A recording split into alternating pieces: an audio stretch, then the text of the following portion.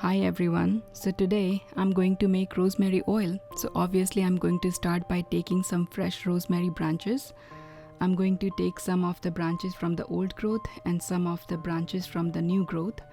This is our rosemary bush which needs pruning anyway, so I can take as many branches as I want without any problem. I can use some of them for propagation as well. Next step, I'm going to take the leaves off. I'm gonna separate it from the stem, just like that. After the leaves are separated, I'm going to wash it thoroughly and then dry it off completely. You don't want any moisture in the leaves.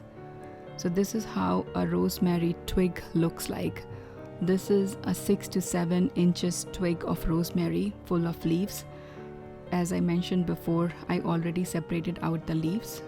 In a pan, I'm going to add Jason coconut unrefined oil. This is 2 cups of oil I'm taking. I like this one because this has a really good fragrance and flavor.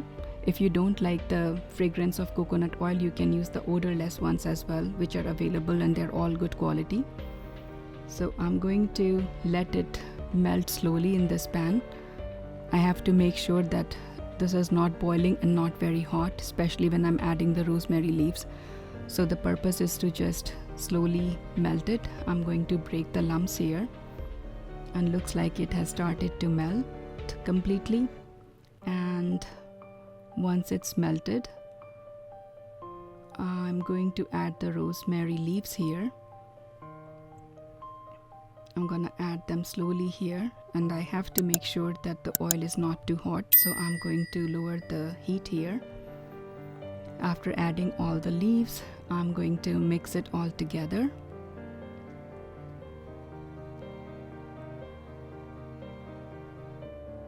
You just have to control the temperature to make sure it's not too hot. And I'm going to let it simmer for a few minutes, just like that. So it's almost 10 minutes. I'm gonna wait for a few more minutes for the process to be completed. Surprisingly, the rosemary leaves have retained their color really well. I think it's because the leaves were added at a very good temperature of the oil. The oil was not boiling, and the rosemary has infused really well into the coconut oil, and that's exactly what you want. So I just keep on stirring it, and I did let it cool off. After it's cooled off completely, I'm gonna remove the main chunks of the leaves just like that. You have to make sure that you're squeezing all the oil out of the rosemary leaves. So you can use your hands, but just make sure that the oil is not hot. And you can see that the oil is already green in color. It has taken all the goodness of the rosemary.